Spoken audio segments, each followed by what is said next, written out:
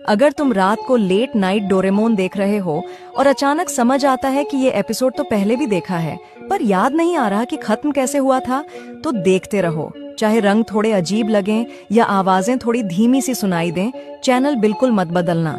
अगर Nobita screen की तरफ देखे, मतलब सीधे तुम्हारी तरफ, तो फौरन आवाज म्यूट कर दो। अगर वो सिर टेढ़ा करके बिना पलक झपकाए 5 सेकंड तक मुस्कुराता रहे, तो उठो और टीवी का प्लग दीवार से निकाल दो। स्क्रीन में अपनी परछाई मत देखना, अब वहां तुम्हारा कमरा नहीं दिख रहा। अगर डोरेमोन किसी ऐसे गैजेट का नाम ले जो तुमने कभी नहीं सुना, तो म्यूट ही रहने दो, एपिसोड को वैसे ही चलने दो। जब बैकग्राउंड बार बार रिपीट होने लगे, जैसे हर 5 सेकंड में वही घर, वही सड़क, वही आसमान दिखे, तो तुम्हारे पास कमरे से बाहर जाने के लिए सिर्फ 30 सेकंड हैं। रिमोट मत ले जाना, फोन भी मत ले जाना, और अगर बाहर जाने के बाद टीवी से डोरेमोन की आवाज आए जो तुम्हें तुम्हारे नाम से बुला रही हो, तो वापस मत जाना, अब वो कार्टून नहीं रहा। शुभकामनाएं। अगर कभी तुम एग्जाम देने बैठो और पेपर ऐसी भाषा में हो जो तुमने कभी देखी ही नहीं, बस ऊपर लिखा हो हैप्पी होली ट्री, तो समझ लो तुम अब अपनी दुनिया में नहीं हो। परीक्षा भूल जाओ, अब अपनी जान बचाने के लिए देखो। अब कुछ जरूरी नियम सुन लो। 1. क्लास से बाहर भागने की कोशिश मत करना, क्योंकि जितना भागोगे उतना ही ये जगह तुम्हें घुमा फिराकर वापस यहीं ले आएगी। 2. किसी से बात मत करना, ये परीक्षा है, थोड़ा तमीज रखो, और वैसे भी वो इंसान नहीं है। अगर उन्हें लग गया कि तुम इंसान हो तो फिर कोई रास्ता नहीं बचेगा। 3. अगर तुम्हारी पेन खुद ब खुद चलने लगे तो उसे मत रोको, जो भी वो लिखे वो तुम्हारा अगला कदम होगा, चाहे कुछ भी हो, खासकर अगर उसका कोई मतलब ही ना निकले। 4.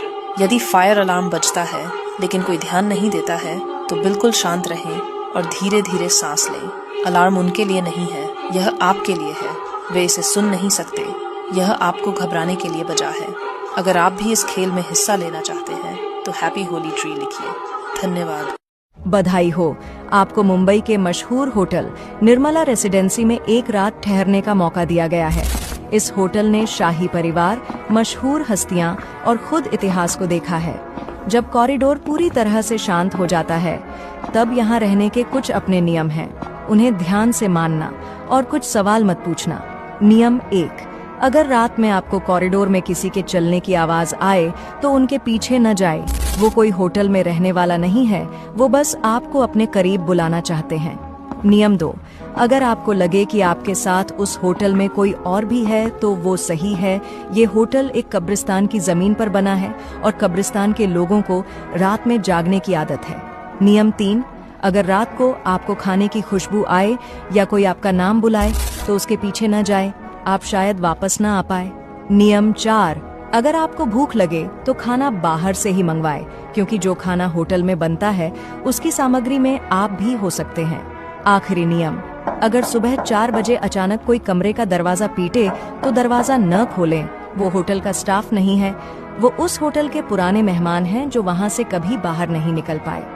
अगर आपने उनसे बात की तो आप भी हमेशा के लिए उस होटल के मेहमान बनकर रह जाएंगे। और याद रखें, सुबह ब्रेकफास्ट करके ही जाएं। शुभकामनाएं।